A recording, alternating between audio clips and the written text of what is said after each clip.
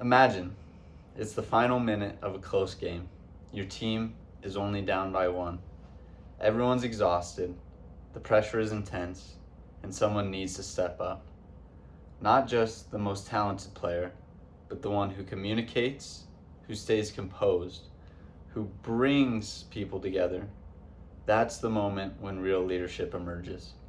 And for me, it's one of the clearest examples of why sports are so much more than games. Good morning. My name is Sam Barlow, and I'm here to talk about how sports uniquely prepare people to be better leaders and better teammates, both on and off the field. Whether you're an athlete, a student, or working a full-time job, the qualities you develop through sports translate directly into everyday life and professional success. Now, when most people hear the word leadership, they picture someone giving orders or making decisions. But the type of leadership you develop in sports can be a bit different. It's not always loud. It's not about titles. It's about being the one who leads by example, who puts the team first, who steps up when things get tough. Let's take a step back and think about the structure of any team sport, whether it's basketball, soccer, or volleyball. Every role matters. A quarterback can't do much without a solid offensive line. A pitcher needs a defense behind them. In sports, you learn to depend on others, and they learn to depend on you. You develop what's called trust. You learn how to communicate under pressure, adjust when the play breaks down, and keep moving forward after mistakes. These experiences build emotional intelligence and resilience. They teach you how to be coached and also how to coach others, and that can be a very powerful thing. According to a study done by Ernst & Young, 94% of women in executive level positions played sports at some point in their lives, and I don't think that's a coincidence.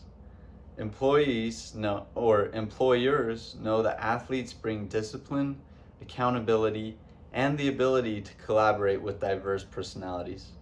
A Harvard Business School study also found that former athletes are significantly more likely to hold management roles and can earn more over time.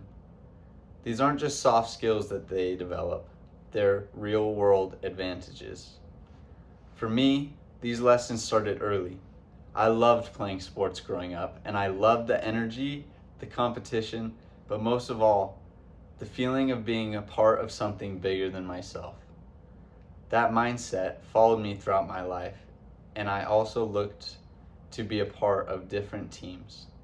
When I enrolled at Utah Valley University and chose to study accounting, I brought that same mindset.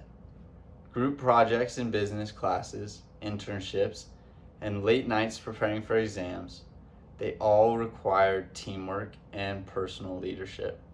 And now, as I work full-time in an accounting workplace, I still find myself relying on those early lessons from sports.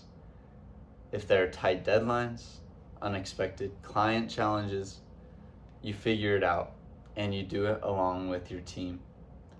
And here's the thing, you don't have to be a college athlete or even on a sports team currently to build these skills.